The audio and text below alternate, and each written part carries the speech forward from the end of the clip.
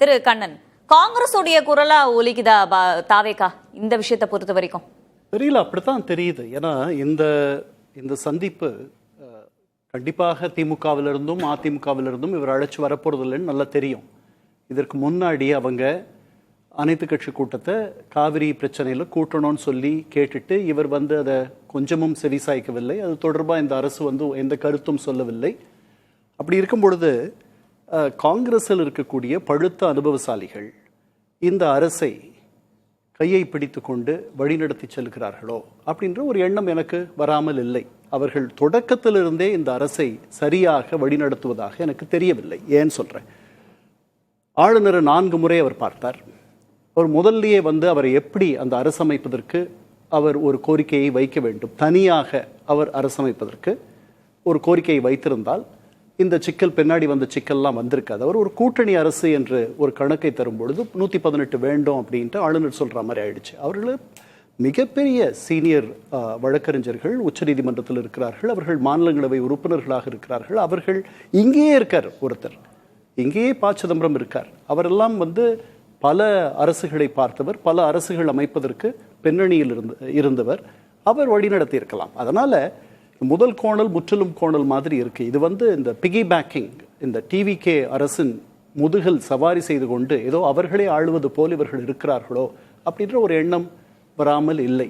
அப்புறம் இன்னைக்கு நடந்த அந்த சந்திப்பினுடைய இறுதி முடிவு என்னன்னா, இப்ப இருக்கிற அந்த எண்கள், இந்த எண்ணிக்கை நிரந்தரமாக உரைய செய்ய வேண்டும், டு ஃப்ரீஸ். இது நடக்கக்கூடியதா? இது யாராவது ஒத்துக்குவாங்களா? நாம இங்க ஒரு நாடாளுமன்ற உறுப்பினர் 18 லட்சத்திலிருந்து 20 லட்சம் பேருக்கு பிரதிநிதியாக இருக்கிறார். பீகார்ல 30லிருந்து 32 லட்சம், 25லிருந்து 32 லட்சம், 35 லட்சம் பேரை பிரதிநிதித்துவப்படுத்துகிறார். அப்ப அவர்கள் என்ன பாவம் செய்தார்கள்? அவங்களுக்கு இங்க 18, ஒரு டாக்டர் ஒரு நாளைக்கு 100 நோயாளிகளை பார்க்கிறார், இன்னொரு டாக்டர் 140 நோயாளிகளை பார்க்கிறார். இதை சமப்படுத்த வேண்டாமா? இதுதான் இந்த தொகுதி மறுவரையினருடைய ஒரு இலக்கு. அதை எவ்வளவு நாளைக்கு தள்ளி போடுறது? கடைசியா இங்க எப்ப நடந்துச்சு? 67, 61 நடந்த தொகுதி மறுவரையறை 67 அமலாச்சு. இப்போ 59 ஆண்டுகள் ஆயிருக்கு. இது எப்படி? இந்த நேரத்துல தொகுதி மறுவரையை பத்தி தமிழக எம்பிக்களுடைய கூட்டத்துக்கு தாவேகா அரசு அழைப்பு விடுத்ததாகட்டும், ஏன் அனைத்து கட்சி கூட்டம் காவிரி விவகாரத்துல கூட்டல அப்படின்னு திமுக அதிமுக உள்ளிட்ட பிற கட்சிகள் கேட்கறதாகட்டும், இந்த சூழல்ல யார் அரசியல் செய்யறாங்கன்னு நினைக்கிறீங்க? 2 பேருமே அரசியல் செய்யறாங்க. அதுல என்ன இருக்கு? இந்த ரெண்டுமே தொகுதி மறுவரையறைன்றதை தாண்டி அரசியலுக்காக செய்யப்படுகிறதான்னு கேட்கிறேன். தாவேகா தரப்பிலிருந்து அப்படி செய்யப்படுவதாகத்தான் எனக்கு தோணுது. 2 பேருமே அரசியல் செய்கிறார்கள். அதிமுகவினுடைய நிலை தெள்ள தெளிவா இருக்கு. அவங்க நேஷனல் டெமோக்ராட்டிக் அலையன்ஸினுடைய ஒரு உறுப்பு கட்சி. அதனால அவர்கள் வழி அவர்கள் செல்லுவார்கள். திராவிட முன்னேற்ற கழகத்தை பொறுத்தவரையில் அவங்க ஒரு 3 நிபந்தனைகளை விதித்திருக்கிறார்கள். ஒன்று அக்ராஸ் த போர்ட், இங்கிருந்து கடைசி வரைக்கும் இந்தியாவினுடைய கடைக்கோடி வரைக்கும் 50% நாடாளுமன்றம் எண்ணிக்கை உயரணும். 2 அவைகளுடைய எண்ணிக்கையும் உயரும். அப்படித்தான் நினைக்கிறேன். மாநிலங்களவையும் உயருமா சார்? எல்லாமே உயரும். சட்டமன்றம் கூட உயரும். ஆமா, அது உயரும். அப்படி அந்த போன தடவை அந்த மாதிரி நடக்கும் பொழுது நமக்கு நம்முடைய சட்டமன்றம் 195 குறைஞ்சிருக்கும். ஆனால் அதற்கு ஒரு விதிவிலக்கு அவங்க வச்சாங்க. ஒரு நாடாளுமன்ற இடத்திற்கு 5 சட்டமன்ற உறுப்பினர்கள் அப்படின்றதுக்கு பதிலாக சட்டமன்றத்தை விரிவுபடுத்தணும். ஏன்னா 41 இருந்தது, 39 குறைஞ்சது, 6 இடங்கள்னு சொல்லி கொடுத்து இப்ப 234 இருக்கு. இந்த மாதிரி எல்லாம் நடக்கும்.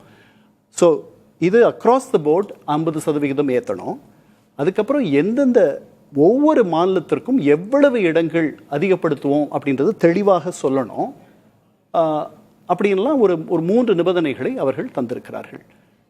இதில் நமக்கு எந்த பாதிப்பும் இல்லை. அதே நேரத்தில் பீகார், மத்திய பிரதேஷ், உத்தரப்பிரதேஷ் அவர்களுடைய அபிலாஷைகளும் நிறைவாக வேண்டும் என்றால் இந்த மாதிரி ஒரு சமரசம் செய்து கொள்வதில் என்ன தவறு இருக்க முடியும் என்பது என்னுடைய கேள்வி. இப்போ திமுக முன்னதாக வேண்டாம்னு இருந்தவங்க இன்னைக்கு நியாயமான ஒரு தொகுதி மறுவரை அப்படின்ற இடத்துக்கு நகர்ந்திருக்காங்க. இப்ப நீங்க சொன்னக்கூடிய கோரிக்கைகளை மத்திய அரசு ஏற்குமா? பாஜக ஏற்றுக்கொள்ளுமா? அதை இல்ல, பாஜக ஏற்றுக்கொள்ளுமா என்பது தெரிந்துவிடும், கொஞ்ச நாள்ல தெரிஞ்சிடும்.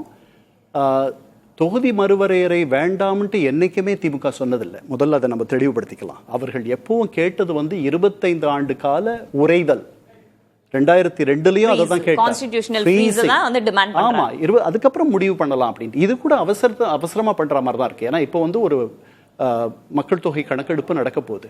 அது முடிஞ்ச பிறகு நடத்தலாமே. அது முடிஞ்ச பிறகு இன்னும் தெளிவா தெரியுமே என்ன நிலைன்ட்டு. இப்ப பழைய எப்போ 2011லயே நம்ம நடத்தணும், அதை வச்சு இல்லை இப்ப நம்ம முடிவு பண்ணிட்டு இருக்கோம். அதனால திராவிட முன்னேற்ற கழகம் ஒரு பிரெக்மேட்டிக்காக ஒரு நடைமுறை அரசியலை கையாளுவதாக இந்த வகையில் எனக்கு தெரியுது.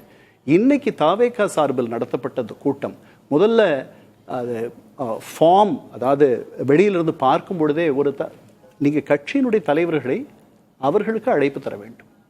இப்போ முன்னாடி இங்கே நம்ம ஆப்ரேஷன் சிந்தூர் நடந்தது. அந்த சிந்தூர் நடவடிக்கைக்கு பிறகு ஒரு பல எதிர்க்கட்சி நாடாளுமன்ற உறுப்பினர்கள் தலைமையில் குழுக்கள், தூதுக்குழுக்கள் பல்வேறு நாடுகளுக்கு சென்றன. அது அவங்களே தேர்ந்தெடுக்கல பாஜக, கடைசியில் அப்படிதான் பண்ணாங்க. ஆனால் உங்களுடைய கட்சியிலிருந்து நாடாளுமன்ற உறுப்பினர்கள் தாங்கன்ட்டு கட்சி தலைவர்களுக்கு எழுதினாங்க. அந்த மாதிரி தான் நடந்திருக்கணும். சரி, ரைட், நம்ம தொடர்ந்து பேசலாம். திரு ஜீவா, இந்த சூழல்ல திடீரென்று தொகுதி மறுவரை ஒரு தமிழக எம்பிக்கள் கூட்டம், திமுக வரல அப்படின்ற மாதிரி வெளியில காட்டுறதுல மூலமா ஒரு நெருக்கடி உண்டாகுதா திமுகவுக்கு? நெருக்கடி கிடையாது. அவங்க நோக்கமே காவிரி பிரச்சனையை மடைமாற்றுவதுதான். இப்ப இன்னைக்கு விவாதமே டீலிமிட்டேஷன் மாறி இருக்கு. டி சிவகுமாரை பார்த்து கேள்வி கேட்க வேண்டிய நம்முடைய முதலமைச்சர், மாணிக் தாக்கரை பார்த்து என்னப்பா உங்க ஆளுக தரமாட்டேங்கிறாங்கன்னு கேட்க வேண்டிய நமது முதலமைச்சர், மத்திய அரசை பார்த்து தமிழனுக்கு வஞ்சிக்கிறீங்களா அப்படின்னு கேட்க வேண்டிய முதலமைச்சர், எதிர்கட்சியாக இருக்கக்கூடிய திமுக பார்த்தீங்களா எங்கள் கூட்டத்துக்கு வரல, அவங்க பிஜேபியோட லிங்க்கு அப்படின்னு பேசுகிற அரசியலுக்கு கொண்டு போயிருக்கிறாங்க. இது காங்கிரஸுக்கு லாபம். காங்கிரஸ் தானுங்க குற்றவாளி. தண்ணி தராமல் இருக்கிறது அங்கே காங்கிரஸ் ஆட்சி நடக்குது. இங்கே தண்ணி கேட்குற இடத்துல காங்கிரஸ் கட்சி ஆட்சி நடக்குது. அவங்க அமைச்சரவையாக காங்கிரஸ் அமைச்சரவை தான். அதாவது சீனியர் வேற, விஜயை வந்து வழிநடத்தக்கூடிய இருக்கக்கூடிய ஒரு பெரிய கட்சியும் கூட. அவங்க தான் இதில் பொறுப்பேற்கணும். அவங்க இப்போ காவிரியை பற்றி யாரும் இப்போ பேசிடக்கூடாது. ரெகுலராக விவாதம் பண்ணுறாங்க. காவேரி, மேகதாது, இந்திரா காந்தி பண்ண துரோகம், எம்ஜிஆருக்கு ராஜீவ் காந்தி பண்ண துரோகம், நடுவுமன்றம் அமைச்சு விபி சிங் தான் சிறந்த பிரதமர் வர்றப்ப காங்கிரஸுக்கு பழைய வரலாறுலாம் பேச பேச நெஞ்சு பக்கு பக்குன்னு அடிக்குது. அப்போ இந்த நேரத்தில் நம்ம பாஜகவை திட்டுவோம், பாஜகவும் திமுகவும் கூட்டணின்னு பேசுவோம் அப்படிங்கிறதுக்கான டீலிமிட்டேஷன் தான் அவங்க பண்ணுறாங்களே ஒழிய மற்றபடி இதில் எந்த இதில் டீலிமிட்டேஷன் குறித்து காங்கிரஸுடைய வட இந்திய கருத்து என்ன? யாரா ஒரு காங்கிரஸ்காரனை கேளுங்க, எங்க ராஜஸ்தான்ல டீலிமிட்டேஷன் கொடுத்து கருத்து கேளுங்க.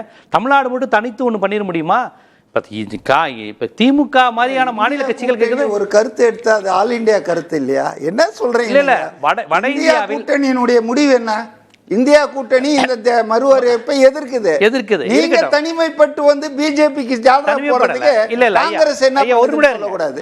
இதே டீலிமிட்டேஷன் இந்த மாதிரி விஷயங்கள் தமிழ்நாடு தான் முன்னெடுத்தது. இந்தியா கூட்டணியாவா இருந்தாலுமே பல்வேறு விஷயங்கள்ல நீட் எதிர்ப்பா இருக்கட்டும், புதிய கல்விக் கொள்கையா இருக்கட்டும், இதெல்லாம் தமிழ்நாட்டில் உள்ள கம்யூனிஸ்டுகள் காங்கிரஸ்கள் பேசுறாங்க. தமிழ்நாட்டில் பிற மாநிலங்களில் இந்த அரசியல் பேசுவதில்லை. பொதுவான பாஜக எதிர்ப்பு பேசுவாங்க. வேற எங்க நீட் எதிர்ப்பு இருக்கு, எங்க புதிய கல்விக் கொள்கை எதிர்ப்பு இருக்கு? தர்மேந்திர பிரதான பதவி விலகணும்னு தான் போராட்டம் நடந்தது வட இந்தியாவில். நீட்டு கூடாதுன்னு நடக்கல. ஆனா தமிழ்நாடு அப்பயே நீட்டு கூடாதுன்னுச்சு. சோ இடதுசாரிகளா இருக்கட்டும், பிற தேசிய காங்கிரஸ் மாதிரி கட்சிகள் கூட டீலிமிட்டேஷன் இந்த மாதிரி தான் காங்கிரஸ் வட இந்தியாவெல்லாம் பேசல. ஹிந்தி பெல்ட்ல அவங்க பேசிட முடியாது. இந்த மாதிரி விஷயத்தை இந்த மாநில கட்சிகள், திமுக மாதிரி மாநில உணர்வு கொண்ட கட்சிகள் தான் எடுத்தது. அதனால காவிரியை நோக்கி கேள்வி கேட்காம அதுக்கு அனைத்து கட்சி கூட்டம் நடத்த வேண்டிய கழுத்துல நின்றுகிட்டு இருக்கு தண்ணி, முங்கிருவோமோன்னு. இப்ப அதை பத்தி பேசாம அதுல இருந்து டைவர்ட் பண்றதுக்கு காங்கிரஸ் டீல் பண்ணுது. காங்கிரஸ் இப்ப இதுக்கு நல்ல இது, அதை நம்மளை நோக்கி எல்லாரும் கேள்வி கேட்டுட்டு இருக்காங்களேன்னு காங்கிரஸை காப்பாற்ற விஜய் நடத்துற மீட்டிங் தான் இது. திரு கண்ணன், இது திமுக உள்ளிட்ட எதிர்கட்சிகளுக்குமே ஒரு நெருக்கடியை கொடுத்திருக்கா தாவேகா? ஏன்னா இந்த மாதிரி ஒரு கூட்டத்தை கூட்டுறாங்க, அனைத்து கட்சி கூட்டம் கேட்கறாங்க, அதன் இடத்துல தமிழக எம்பிக்கள் கூட்டம் போடுறோம், ஆனா அவங்க வரல பாருங்க அப்படின்ற மாதிரி எதிர்கட்சிகளை எக்ஸ்போஸ் பண்றதுக்கான ஒரு வாய்ப்பா பயன்படுத்திக்குதா? அந்த மாதிரி ஒரு பார்வையும் இருக்கு. ஏதோ ஒரு இவர்கள், அதாவது இந்த தேர்தல் முடிவுகளுக்கு பிறகு திமுக வந்து பாஜகவை நோக்கி நகர்றதாக ஒரு பேச்சு பரவலாக தமிழகத்தில் இருக்கு. அந்த பேச்சுக்கு வலு சேர்க்கும் முறையில் இந்த மாதிரி ஒரு பொறியை உருவாக்குவது, ஒரு ட்ராப், அது அது நான் அப்படி ஒரு பார்வை இருக்கு. அவர்கள் இந்த இதுல கலந்துக்காதனால அந்த பொறியில் அவர்கள் சிக்கி கொண்டார்கள் அப்படின்ற ஒரு பார்வை இருக்கு. நமக்கு இன்னும் கொஞ்ச நாள் கழிச்சு தான் அதெல்லாம் நம்ம சொல்ல முடியும். இப்போதைக்கு தாவேகா அதையும் ஒரு வாய்ப்பா பயன்படுத்திக்கிறாங்க, இந்த கூட்டத்தையும் ஒரு வாய்ப்பா பயன்படுத்திக்கிறாங்க அப்படின்னு தான் பார்க்கணும். இதுல நடுவுல இன்னொரு கருத்து முன்வைக்கப்படுகிறது திமுக அதிமுக பத்தி. அதை பத்தி நம்ம தொடர்ந்து பேசலாம்.